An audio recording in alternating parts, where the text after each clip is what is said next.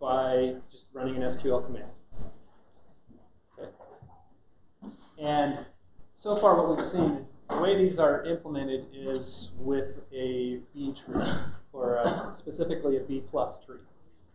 And it's kind of a special version of a search tree that's always balanced, usually has a very wide branching factor.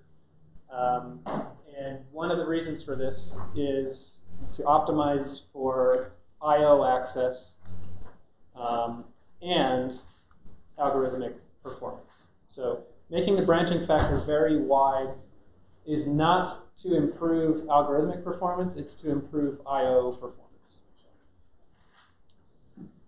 So they kind of look like this. They have internal nodes are different from from leaf nodes, where internal nodes have a certain number of keys, and in between those keys are pointers, but that's all they hold is keys. And then the leaf nodes hold key value pairs, where for the primary index, the value is the entire row, and for a secondary index, the value is a way to get to the primary index, meaning it's just that it holds the primary key. Okay, so here's a secondary index where if UID is the primary key and I've built an index on GPA, then the things inside the leaf nodes are the GPA key plus the primary key.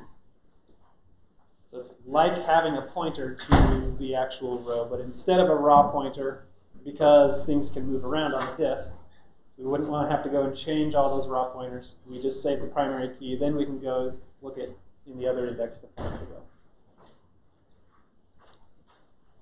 Okay, so something we didn't actually talk about, but we sort of saw and implied, is every node in a B plus tree has to be at least 50% full, unless it's the only node at that depth.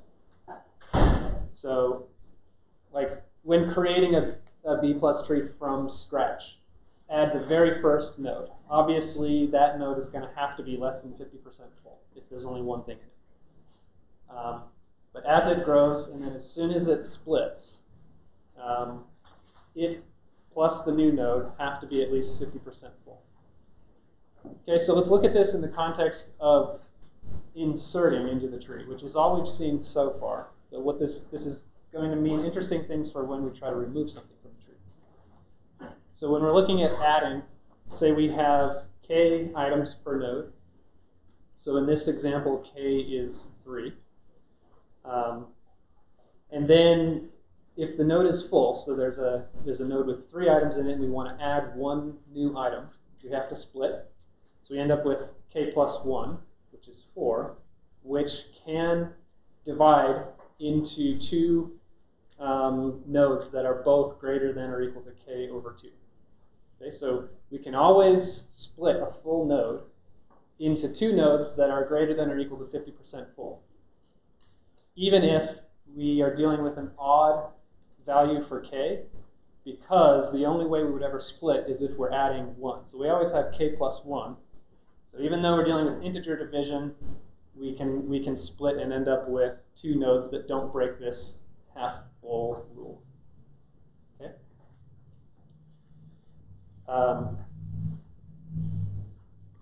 But now let's look at deleting. So, let me back up a bit. Remember, the top node there, the root node, it's okay for it to not be full because it's the root. It's the only one at that level. But once there are multiple nodes on a level, then none of the nodes on that level can ever go back to less than 50% full. So let's look at this situation right here. I'm about to delete H. Currently, all of the nodes are fine. But if I delete H, now this node is less than 50% full, and that's breaking the rules of a B tree. So how do we fix that?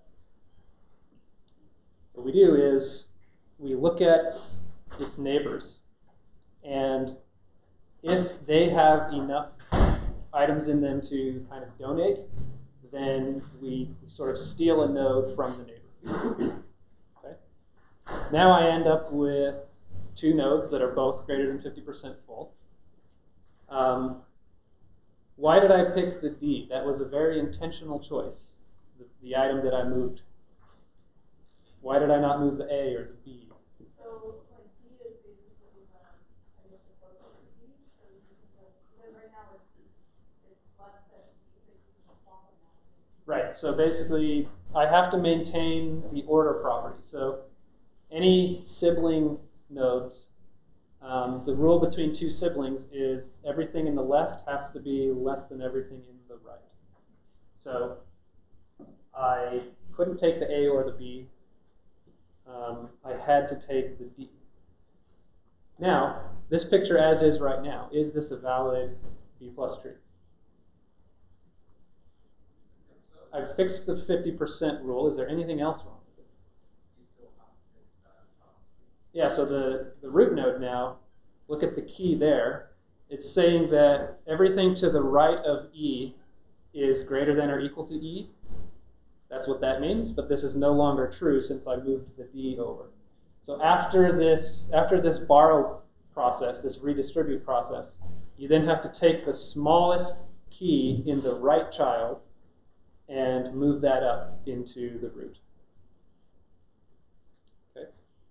So deleting from a child can modify its sibling. It can also modify its parent.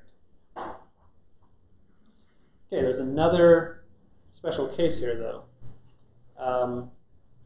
So let's say we're here. This is the tree we were left with. Now let's say we're going to delete another item from a leaf node.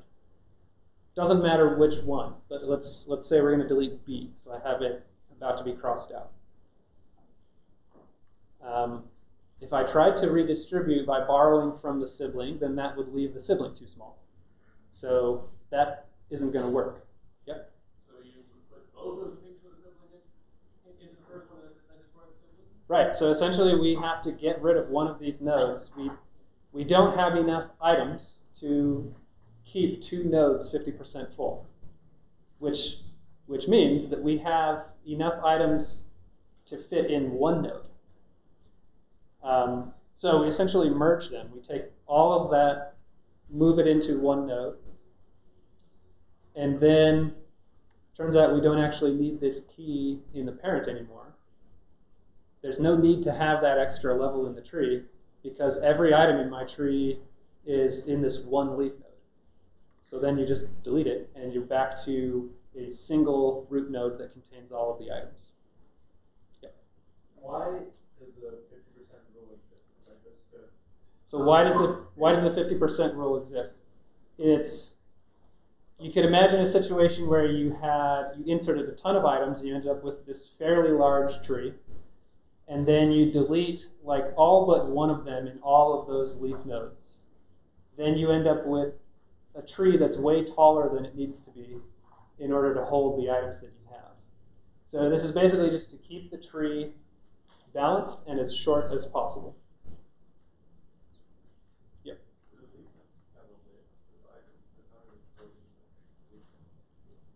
Do the leaf nodes have a list of items? How are the leaf nodes stored? Yeah, it's basically a list. That's kind of implementation dependent. You could store the leaf nodes as a list.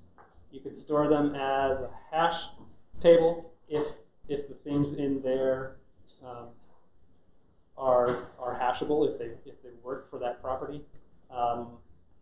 It's kind of not terribly important from the context of the bigger issue is accessing as few pages as possible. Once you get down to a leaf node page, it's just like, in the worst case, you're going to do a linear scan of one page.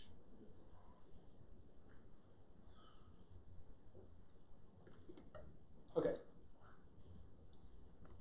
So this deletion, though, where I can potentially cause a merge of two children, and let's look at what that did in this case. That deleted a key from the parent. So let's look at this example. The branching factor is different now just to make it fit, but this is a valid B plus tree, and let's say I delete anything from one of these leaf nodes. I delete A.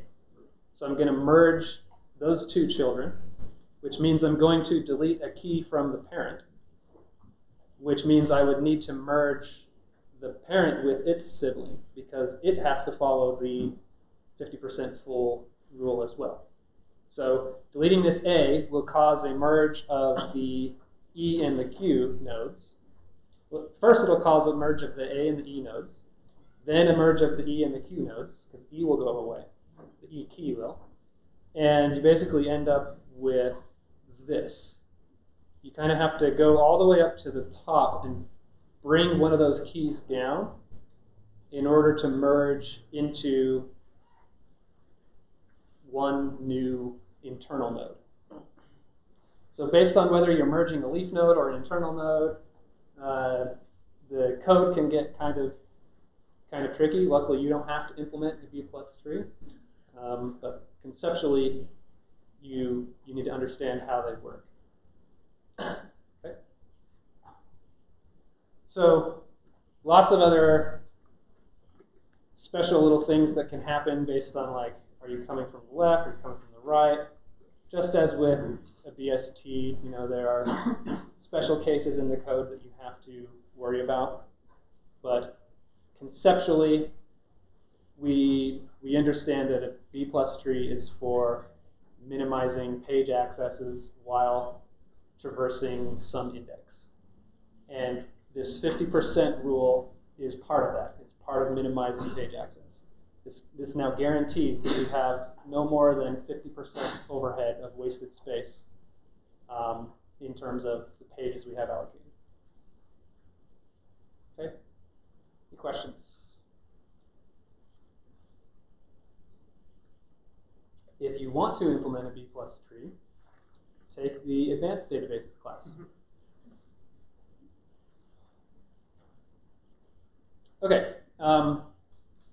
So the way that we construct a B plus tree and the way that we handle deletions guarantees that the tree is perfectly balanced, and it puts an upper bound on the space overhead. Okay, so back to this question though.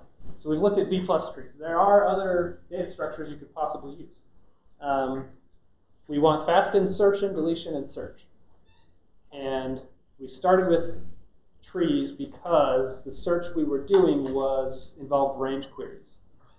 But what if the search we're doing is just an equality query? Like, is this exact thing in the database, yes or no? Then you might want to use a hash table. So there are hash indexes. And essentially what you do is every page makes up a bucket in your hash table. So you compute some hash code of whatever item you're inserting.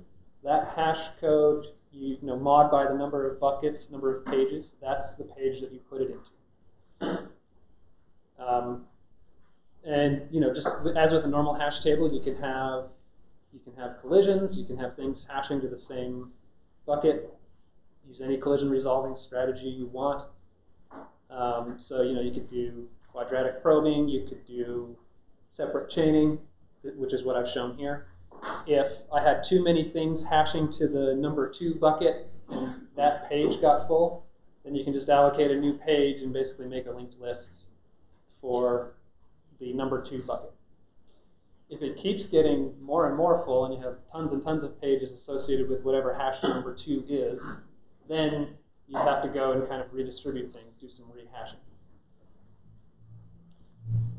Okay, so when you're using a hash index as a secondary index, kind of the same process applies where whatever secondary column you're building the index on will be what you hash on, and then the values stored are the primary key so that you can get into the full record. If the primary index is a B tree, or it could even be a hash index, doesn't really matter. It still gives you a way of getting to the to the actual record. Okay.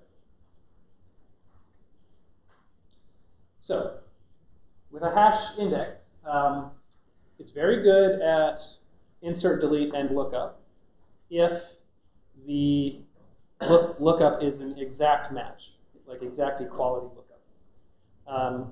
So hash indexes are good for, like, if your database is actually more like a dictionary where it's just key value pairs.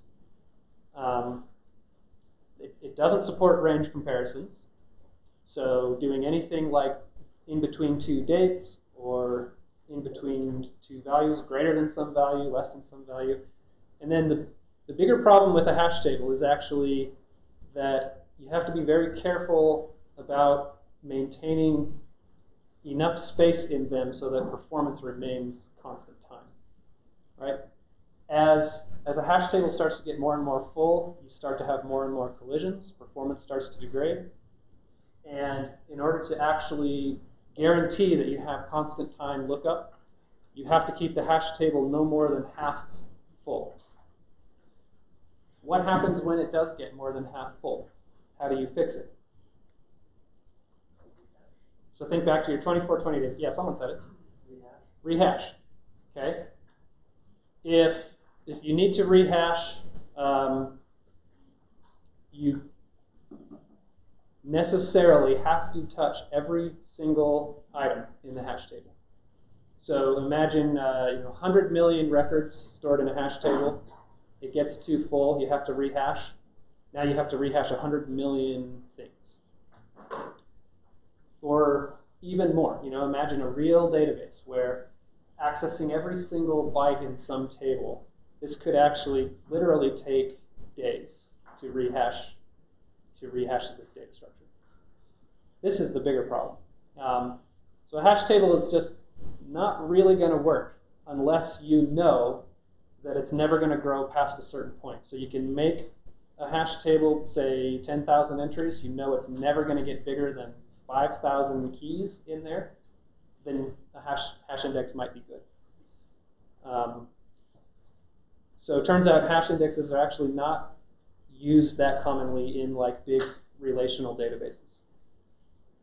InnoDB, the engine that our MySQL server uses, it doesn't even support hash indexes.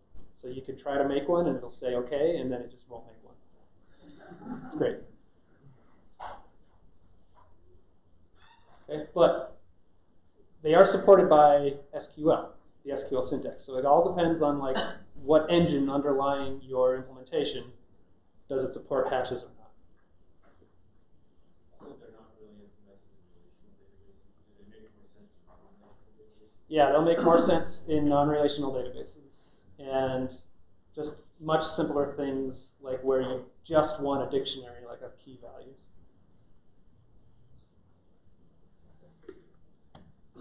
Okay. So pros of back to tree index. Pros of a tree index. Speeds up range queries. Does speed up equality queries over nothing. It's not as fast as a hash table. Speeds up order by. So that's another thing I didn't really mention is you can't do order by with a hash table. That would just require like a full sort. The tree already kind of is storing it in a sorted way. The only con is it's not quite as fast as a hash table, but they're much more practical in reality. So let's actually finally look at putting an index, a secondary index, onto some column or columns. So I have this database here called perf_demo. There's only one table in it, students, so it's kind of like the LMS students, but it's there are lots of students in there. So let me describe it first. We have UID, which is the primary key. We have date of birth and major. Major is just a varchar 4, so it's going to be like CS or math, anything up to 4 characters. Okay. So let me show you. You can do show index from students. my font is too big, so everything's wrapping around. It looks bad, but let me just point out a couple of things. So this is showing all of the indexes on this table. Actually, first, let me go back. Look at the primary key is UID. I got that because that's the way I defined this table.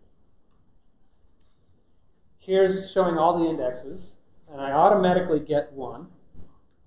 Primary index, UID, and here it wraps around, but here is, it says B tree. So it's showing me what kind of index this is. Turns out it really does actually use a B tree. I haven't added any secondary indexes or anything. But since I have that primary index, first let me show you how many things are in here. So we have 1.8 million students in here. And it actually took a while to tell me that. You know, we're used to our queries taking 0.00 seconds. Now we're actually taking some amount of time. Let me show you kind of just what is in here. I will not select everything. I will select all of the columns, but I will limit to, let me order by UID descending, and let's limit to like 20. Okay, so just to show you what is in here, I have basically sequentially increasing UIDs up to however many are in there. And then I have random date of birth between 1980 and 2000, I believe, is the range I picked.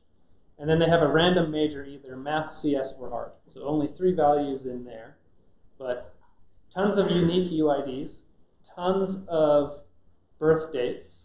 There will be some duplicates in there because over the course of 20 years is not enough unique days for 1.8 million people.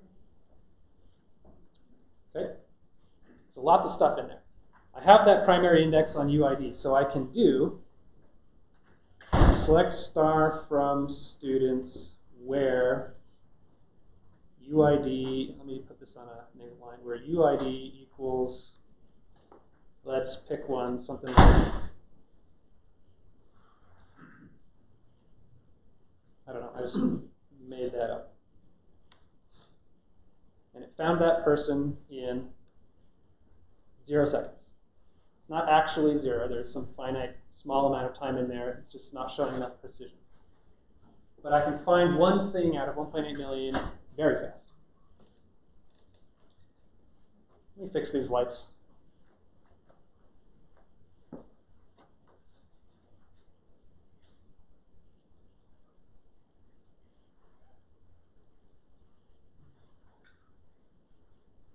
Is that better? Well, it's kind of bright up here now.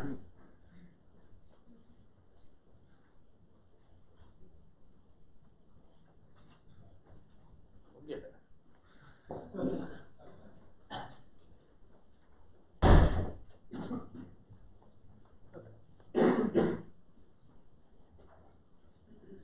And I can do things like where UID is greater than, let's pick some, let's use that one. Oh, I don't want to select star. I want to select count of star. Okay, so 777,000 or something. And again, this now took a little while because it had to actually go and count how many there are greater than that item. Okay. But so back to like looking for a single thing in here very fast out of a ton of records. What if I'll go back to count.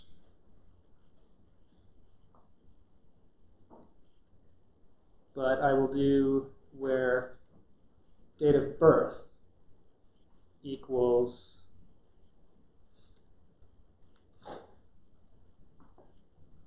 we'll make up a date. Let's do like 1990, January 1st.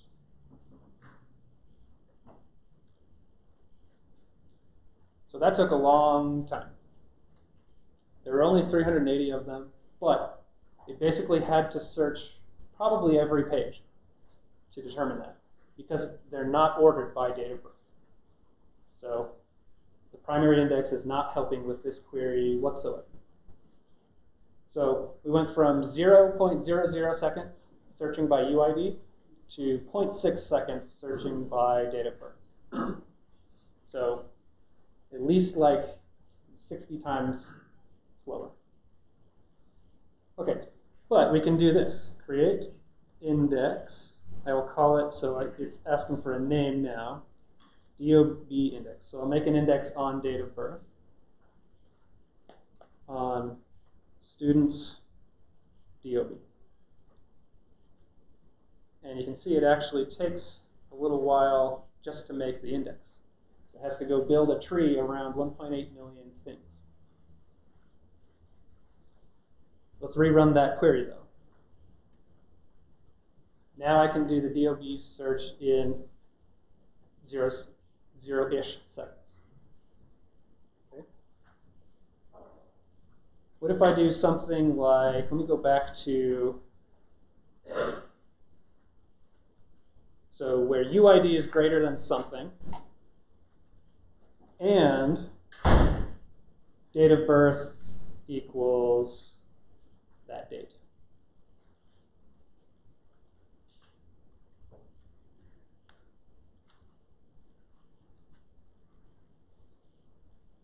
Okay, so pretty fast there. Why was it faster? Why was it faster the second time? Because I have an index on UID and date of birth now.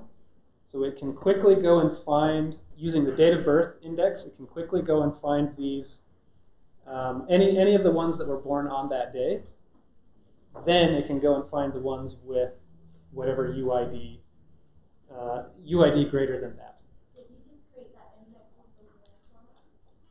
No, I created the index with this command. Okay, let's try this though. Let's do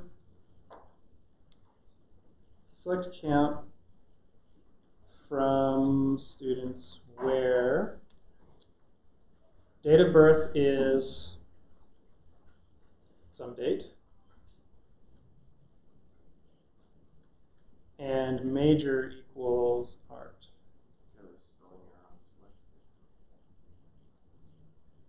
I can't get up to that line. Okay.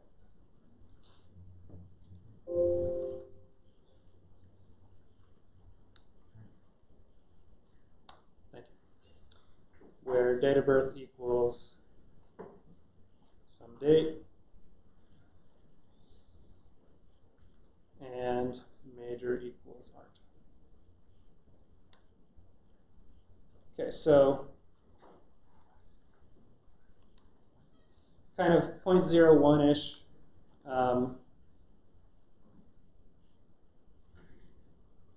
This SQL no cache is just going to guarantee that it's not going to just recognize I've already run that query a bunch. Let's try like a different date. Okay, so still kind of taking. It's hard to say how much faster it is because it's not showing enough precision. But it's able to pare it down first with one index and then use another, and then either just do kind of a brute force on a much smaller set and then kind of quick speed up queries that are even semi-unrelated to the index that we're running with. Yeah.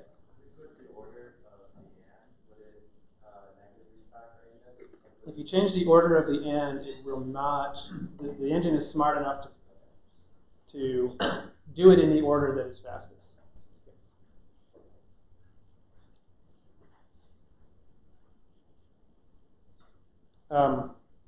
Let's do a slightly different version of this. Let's do where date of birth is greater than. So anyone born after 1995, or it would be, yeah. Okay, so that's taking a while.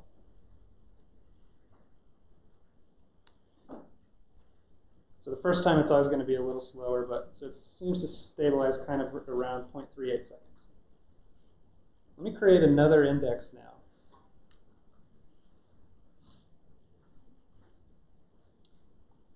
I'll call this DOB-MGR, so date of birth and major. And I'll put it on date of birth and major. And then I'll run that query. It's about twice as fast. So when I was dealing with only my exact date of birth was paring it down to only like 100 items. When I'm dealing with still like hundreds of thousands of items, then searching by major through all of those records takes a very long time. If I make a combined index on the two of them, then it's able to actually search using this AND clause because I have a key that represents both of those things. Okay, so it's able to quickly skip. It'll find anyone born on a certain date, and then those will be ordered by art, then CS, then math. It can quickly skip all of the CS and math people born on that day. So is there any reason besides like space restrictions that you wouldn't just have an index for everything? Is there any reason besides space restrictions that you wouldn't have an index on everything? The other reason is anytime I insert into this table, it's going to have to modify every index that I have. So space and performance. But speaking of speaking of space, I have another terminal over here. And I have this magic command, don't really worry about it. What this command does is tells me the size of indexes on a table. So I have my primary index, and I have those two that I created. So let's look at these. The primary index is about 65 megabytes. It's the clustered index, so it holds everything. The date of birth index and the date of birth major index are both smaller, but still, like 30 to 40 megabytes. I've said that indexes are going to be a lot smaller. Secondary indexes are going to be a lot smaller than the clustered index. The reason these are pretty close is because this table is so small that picking just one column to make an index is not going to be that much of a savings over just having the entire table. So each of these indexes, the date of birth index, has to have a date and the primary key. And since that's essentially almost the full row anyway, it's like not that big of a win. But 30 megabytes and 40 megabytes are pretty big. This is still a very small database. 1.8 million is still very small. It's big enough to kind of show you some differences in performance, but in a real database, these indexes would be gigantic, and they are not free, is kind of what I want to show here. Okay.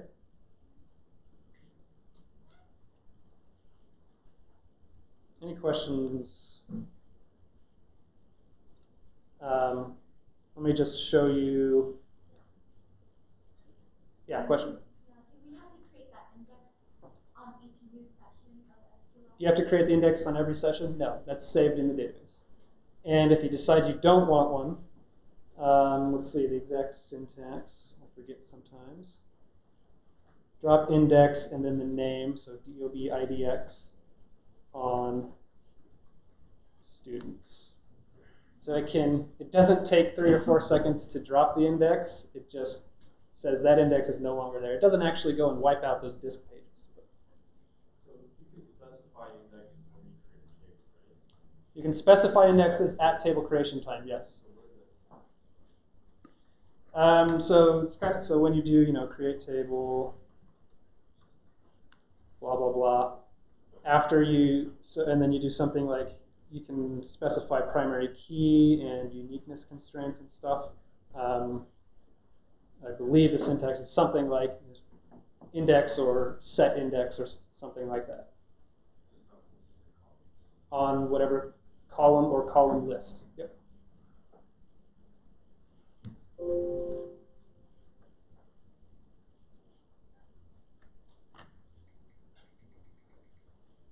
Okay.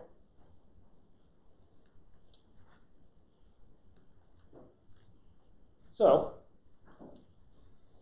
we've been talking about things like dates, strings, integers. Let's look at another example, though, that we've actually seen in an example database, like addresses or locations. So let's say you have a database of business locations, or even just building locations, any building, like residential buildings, commercial buildings, whatever. And for simplicity, let's just say that an address is just an XY coordinate, like it is in Salt Lake. So you know, just 500 east, 200 south, or whatever.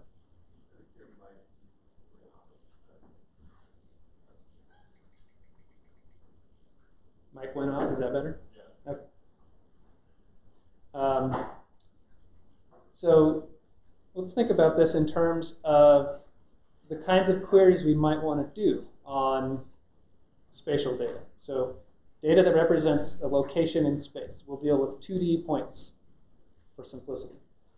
So you might want to, say, find all fast food within like 1 kilometer of my current location. If you're in some foreign city and you're looking for somewhere to eat, this is exactly what Google or Yelp or something does. Or you might want to find the K nearest somethings. Like find me the K nearest power distribution centers or hospitals or something, where K is some small integer. Or find all locations within some shape, some polygon, like a county. Like find all hospitals within county X, where the county is just some arbitrary polygon that makes up a shape.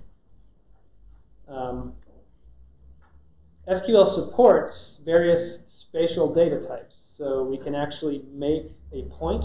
You could just make 2 columns, you know, X and Y, but you can actually make them into 1 column called a point. And then it can actually support special operations like these. Line string is basically a bunch of points that make up a line, or you know, a jagged line.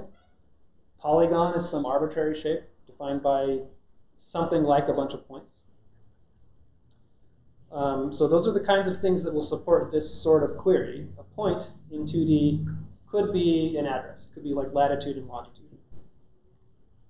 Okay, so let's look at this. Say these are my points. I don't know what they are, but they're just points in 2D, the black dots. And then X is the point of interest. So that's like my location, maybe.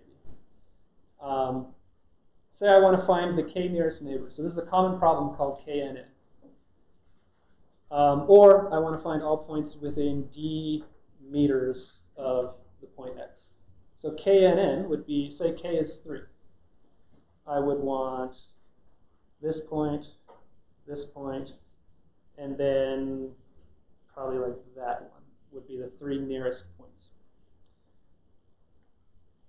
Or if I wanted all points within D meters of X, you know, draw a circle,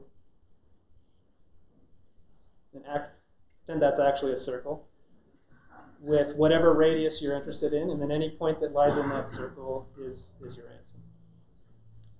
So how do we do that efficiently? Pretend there are 100 million points. How did I know that, you know, how did I know that this was the closest point to X? We need some kind of data structure, but the point is that regular search trees are not going to work. A regular search tree is assuming a one-dimensional number line, essentially. Things to the left are less than, things to the right are greater than. That's how the search tree is built. So we have to have some one-dimensional definition of less than and greater than to build this tree.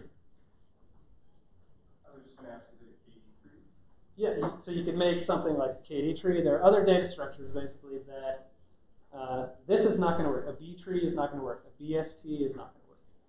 And we can't just use the distance equation over one dimension because you can't use the distance equation over one dimension because you don't know what x is at the time of building the data structure. You could do that if you ever only wanted to query for this one point x. Yeah.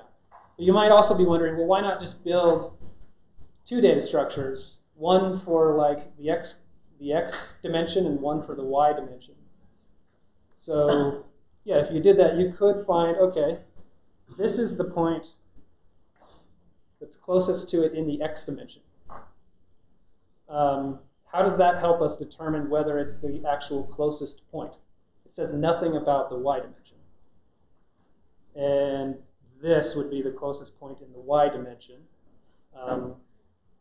It's just kind of, it doesn't really help. Yeah? Could you just make a line? Like, find the distance between the 2 points, turn it into a line, find the distance of that line, and just what it's like? So find the distance between the point we're interested in and some other point and draw a line. Yeah, that's basically what we want, is like, what is the length of that line?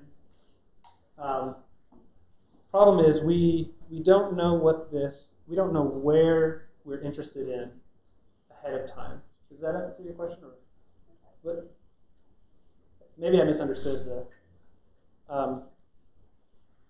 You could pre-compute all of these distances if you knew what query point you were interested in, but then that works for me, for my phone. Say this is my GPS coordinates. What about somebody else if they're like over here? Then the answer totally changes. I don't know the distance between this point and all other points. So we will need a different kind of data structure to solve this problem. And let's look into that, but we'll take a break now. Just make a regular 2D grid. So you take the entire space of all of the points and divide it up into some fixed number of divisions in x and y. And then for every point, you just figure out which cell it goes into. So rasterize every point into one of the grid cells, and that's your data structure. Okay, and then, so all of the black stuff is the fixed stuff that's part of the data structure, and then you have your dynamic query x. So the two different questions we might want to ask: everything within a radius and k nearest neighbors. So if we did everything within a radius, this is actually pretty straightforward. You just go out you kind of expand in a square way until your square contains the entire radius. But now you have a square versus a radius, so you have to do some false positive rejection, where this little one that I'm pointing at with the arrow is within the square region that I've searched, but it is not within the actual radius. But it did cut out all of these other dots outside of the blue region, and I didn't have to look at them. Okay? For k nearest neighbors, it could work in the same way. You could do the same sort of algorithm. The question is, how well will it work?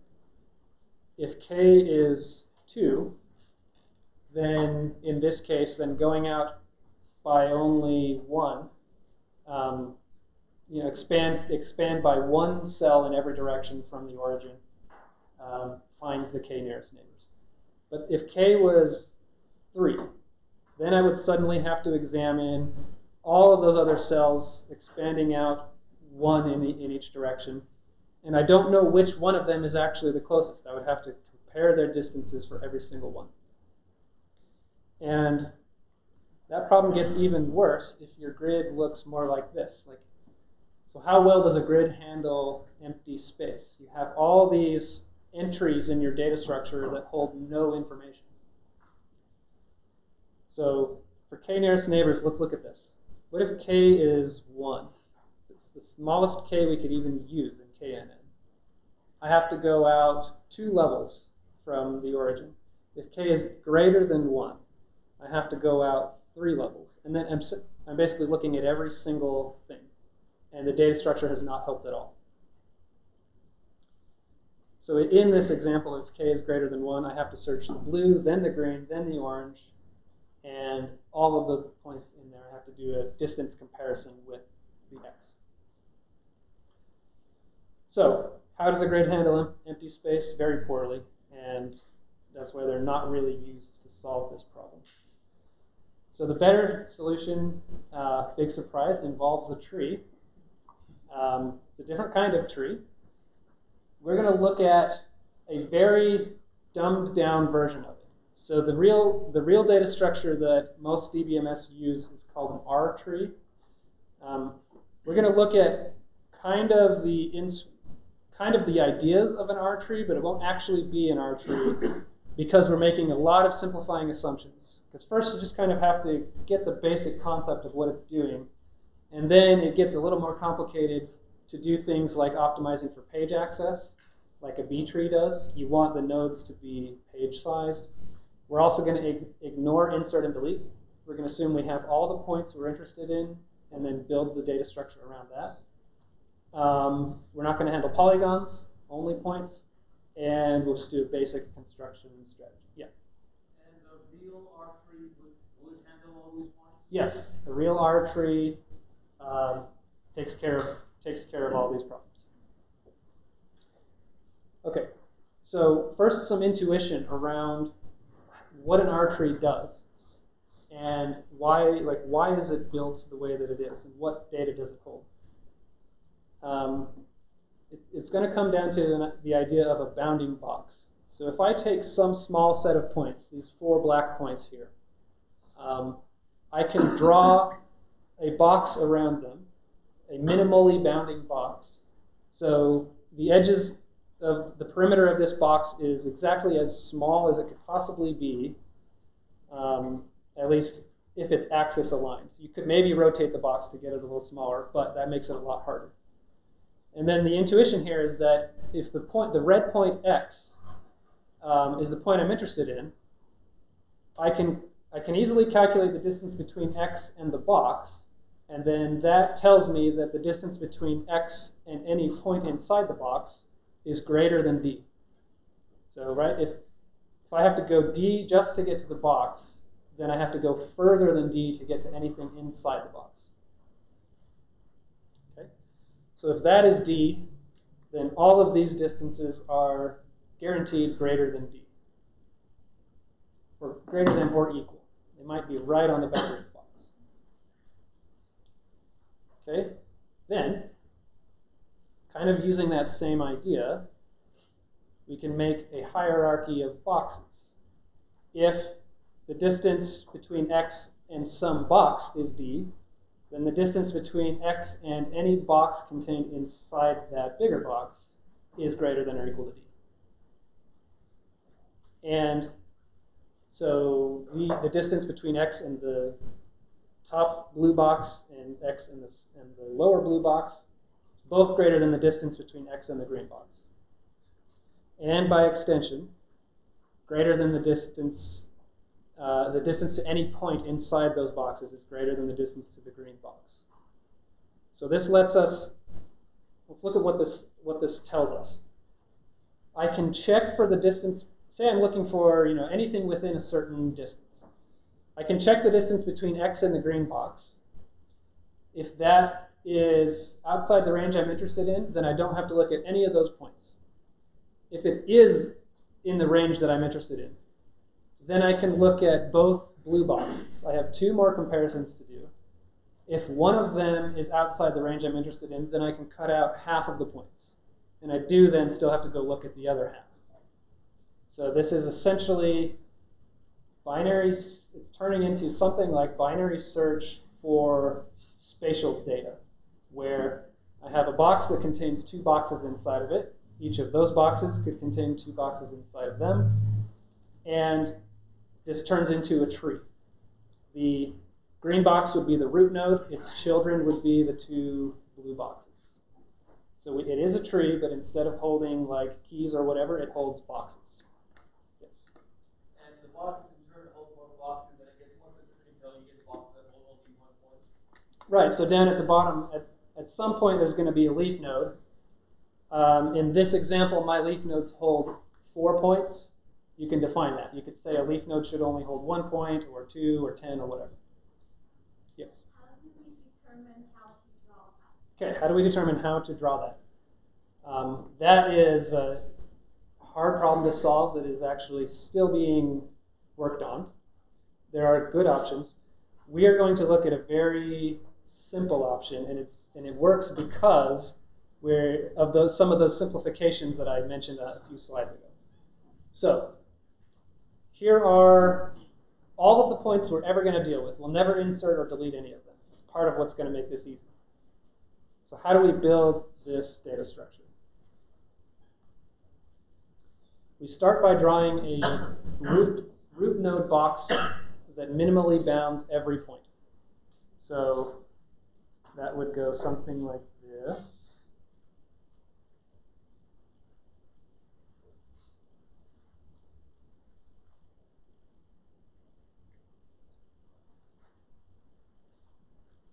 Okay.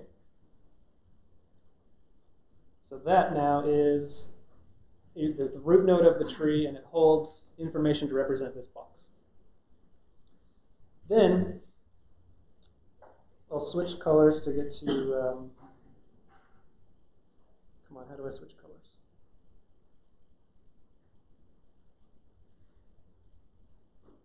Okay, maybe I won't switch colors. Then we have to decide how do we make the children of this box. There are lots of different possibilities. Like maybe I pick just these two, and that's one child, and then all the rest of them would be the other child. The goal is you want to minimize overlap, and you kind of want to minimize empty space. There are algorithms for doing that. We're going to do something pretty simple, and basically what we're going to do is just split them roughly in two based on the median. So we will pick one dimension here. We'll pick the x dimension, sort all of the points on the x dimension, and then split in the middle. So there are 10 points total here. That means we'll get 5 in the left one and 5 in the right one. And if I'm sorting on the x dimension, then we will end up with these 5 points in one box and these 5 points in the other. Okay? So my tree now looks like this. I have this big root node. The left child is this kind of smaller, taller box, and the right child is this bigger. So it's like this is the left child, this is the right child, the whole thing is the root. Okay? Yeah. Do you always subdivide into two? If in a binary tree, you always subdivide into two, but in an R tree, since you want to fill up pages more efficiently, the branching factor is going to be wider. And then we keep going. So one simple way to keep doing this, we don't want to split on the x dimension again, because then we'll end up with really tall, narrow boxes. So for the second level down in the tree, we split on the y dimension. So for each of these two children, I'm going to now split roughly in half in y. So I would get that and that. And this and this. Okay. And then let's say that my stopping point is when a leaf node contains 3 or less points. So this is our tree. Okay. So drawn slightly better and with color coding. That's basically the tree we just drew. Okay. Now, the kind of question we might want to ask. Let's do KNN. So let's say that the point I'm interested in is this x, and I want to find the k nearest neighbors of x. So the algorithm is, it uses a priority queue. We enqueue the root node into a priority queue, and the priority of nodes that we enqueue is going to be the distance from x to the node. So let's call this is A, the root node, this big blue box. So here's our priority queue. It contains the root node with a priority of 0. The reason it's 0 is because x is inside the box. So if x is inside the box, then we call it a distance of 0. Okay, and then we pop the queue and enqueue both of its children with their distances. So we'll pop that, and the children of that root node are, we'll call this B and C, the two green boxes. So we enqueue B with its distance from x. So call that 4. I'm going to just make that up. That's 4 units. The distance from x to the C box is 0 because it's inside that box. So we're actually, since this is a priority queue, we're going to have C on there first with 0, and then B with 4. And then keep going. Pull a node off of the priority queue, and then enqueue its two children with their distances. Okay? So I'm going to pull off C, and I'm going to add its two children. So let's say this is D, and this is E, those two red boxes. If I'll have to kind of just make up some distances here. Let's say this distance to D is 1. Distance to E is 1.5. It is a little larger. So we'll get D first. It actually goes in front of the B, which had a priority of 4. So we put in D, 1, E, 1.5. B is still in there with 4. So B is going to be popped much, much later because it's so far away. This is getting us to the points that are close first because it's priority on distance. Okay, so now we're going to pop D. D, turns out, is a leaf node, so we kind of just enqueue. We figure out the distance from x to its 2 points and enqueue them. So if I say this is F,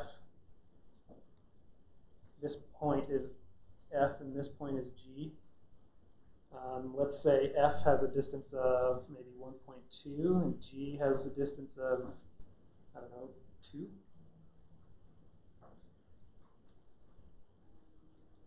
So I'm going to put F onto the queue with a priority of 1.2, which will put it in front of E. And since that is a point, as soon as I pop the F off of the priority queue, I can put it into my nearest neighbors in order. So F is my first nearest neighbor. And then you just keep going. The next thing I pop would be E, and I would put in all of its children, those points, into the priority queue. And just keep doing that until your nearest neighbors list contains K. However many K you want, you just do this until you find the K nearest neighbors. Okay? So this is kind of reminiscent of Dijkstra's algorithm, in that it's using a priority queue to visit things in a certain order. And the order is based on distance in this case, just like it is in Dijkstra's. So it seems like this algorithm would still work if you didn't limit it to 2 or 3 points in a bounding box, but it's more efficient for different values. So was you picking 3 or less sort of arbitrary, or what's the logic behind that? Me picking 3 in this case was just to keep the diagram simple. If this was the entire thing where, so let's look at this node E, this big box here. You wouldn't want a leaf node to be some substantial fraction of the size of the root node. You would probably split this down further. But it's such a small example that you just can't really see it. In a database, the size of a leaf node is going to be more importantly determined by page size rather than keeping the tree structure really good. Data structures like this, when used, so these are used in all over the place, not just in databases. These are used in physics, collision detection, graphics. Not exactly this data structure, but data structures like this. And in those cases, you usually want to split down to pretty small leaves, like 2 or 3 things per leaf. Yeah.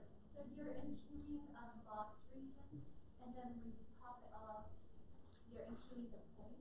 When you pop any node off of the queue, you enqueue its children. So if its children are boxes, then you enqueue the boxes. If its children are points, then you enqueue the points.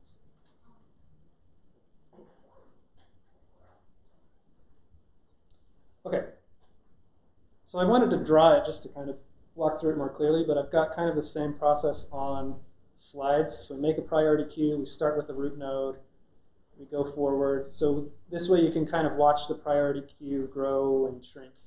And as we pull items, as we pull points off of the queue, those are the nearest neighbors. And we just keep going until we have found k of them. So the priority of the boxes is how near it is to x? Yes, the priority is the distance from x. And distance from x is considered 0 if x is inside of a box. Okay, so the real data structure for this, what I kind of showed here is kind of an R tree. The real R tree, it's called an R tree because it's a rectangle tree. It holds rectangles. It has a much wider branching factor to deal with page access better. And it's always balanced, even though it can maintain, it can handle arbitrary insertions and deletions. It was easy to make our tree because I knew all of the points ahead of time. So it has the same kind of issues where it has to occasionally split and merge nodes. And doing that in an R tree is a lot harder than doing it in a B+ tree, because there's not necessarily a good answer for how do you want to split these boxes. It's going to be based on a heuristic, and you're never going to get the perfect answer. Okay, so dealing with spatial data in SQL, I talked about those 3 types: point, polygon, line string. So let's say I want to make a database of fast food chains, or fast food actual locations. So it has like a name, the name of the place or whatever, and then a location. So in our example, location is just a 2D point. So it's not really an address, but in Salt Lake it is, because we just have grid addresses. So if my x is 400 and my y is negative 255, that would be like 4th east and 255 south. Okay. Points are kind of stored in a binary form, so if you just do like select location from this table, it'll just give you a bunch of gibberish. But you can use as text to convert it into something readable. And then when we want to actually create a point, so kind of like creating a date, you use the date function and then put the date you want. To create a point, you just put in two numbers into this point function, and that'll construct a point. Okay, and then finally, the kinds of operations we can do on this. We'll look at, basically we'll just look at one. ST distance just returns the straight line distance between P1 and P2. So like square root of x squared plus y squared. So if I want to know the distance from like the origin of downtown to any other fast food chain, I can just make a new point at the origin, with whatever the location is and select the whole thing out of that table. So let's go over to this database I have called cities. And actually the only thing in there is fast food. You can imagine maybe I have hospitals or some other tables in there as well. If I select star from fast food, so I get the names of a bunch of places, and then points are binary, so it can't really display them. But I can do select name and as text location. Okay, so these are actually real places around Salt Lake, at least as of about a year ago. Some of them may have closed up, but so this one, this means 100 east, 28 south. So positive would be north, negative would be south in the the first coordinate. Positive is east, negative is west in the second coordinate. Sorry, in the first coordinate. So this one here is like 18 west, 100 south. Okay. So if I want to know the distance, so I'll do select name, comma, st distance. If I want to know the distance from the origin for all of these things, make a new point at 0, 0, and then just the difference between that point and the location pulled out of the table from. Okay, so I get like Jimmy John's is probably the closest one. I think it's like on South Temple or something. So this is just straight line distance between all of those. So if I wanted to find like the nearest ones, then I can just do order by. Now here's an issue. Look at the name of the st distance column. I would have to do order by st distance all of that. So I'm going to name it instead. I'll call it as distance. And then I can order by distance. Okay, so closest one is Jimmy John's, then Subway, then Chick-fil-A, and so on. This is basically, let me refine this a little bit. Limit 2, something like that. Okay, that is basically k and n, where k is 2. I want to find the 2 closest things to some point. Let's use our location. So we're on something like 1400 east, first south. That road right there that comes up here is first south. So now the closest ones to us are that McDonald's down on like 7th East. I've eaten there as recently as 2 days ago. Don't judge me. I know that one is still there. So this is essentially a KNN. You don't, the way you specify it is not something like do a KNN search on this point. It's more along the lines of like SQL syntax, where you use order by and limit and things like that. So this would turn into a KNN search.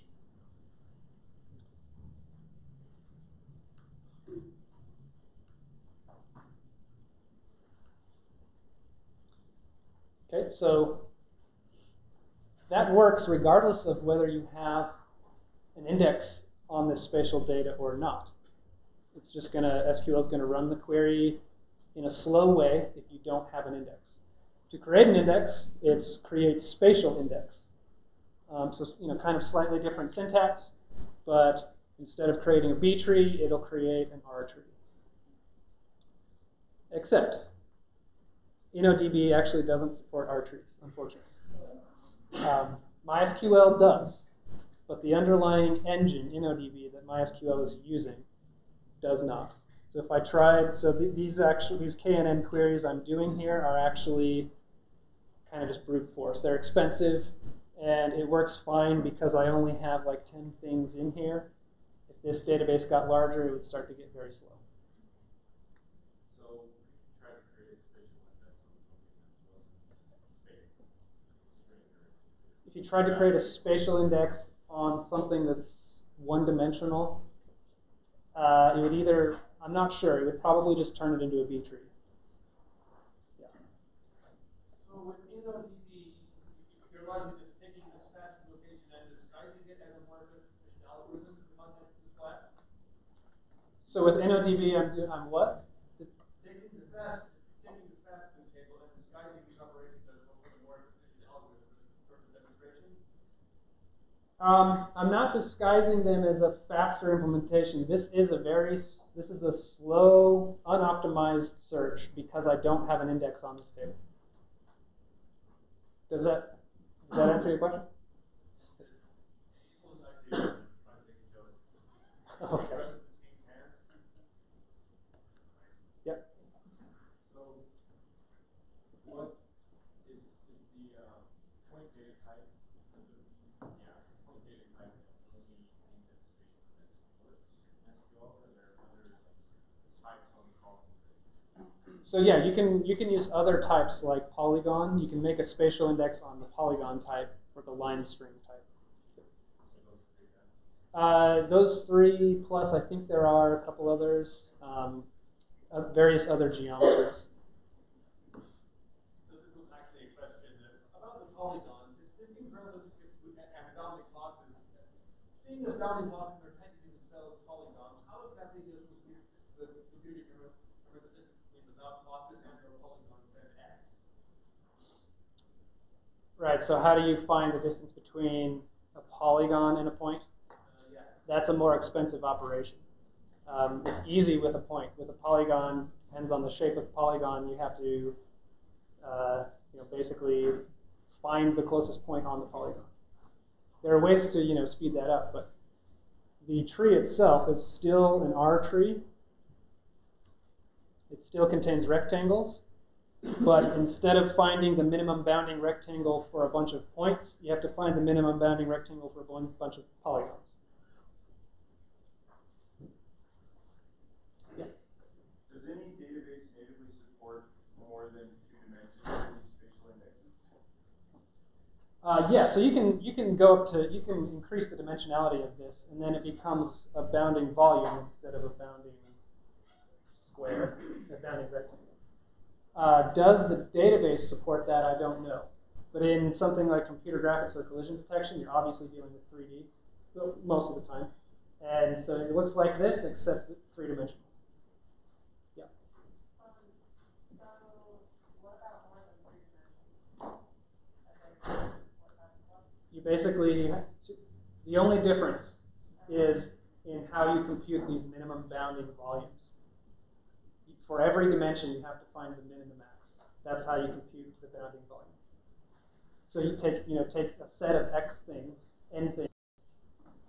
To compute the 2D bounding box, you find the minimum in x and maximum in x, and then minimum in y and maximum in y. That's your bounding box. For more dimensions, you just do it for z and t and any other dimension you have. Okay, that's it for today.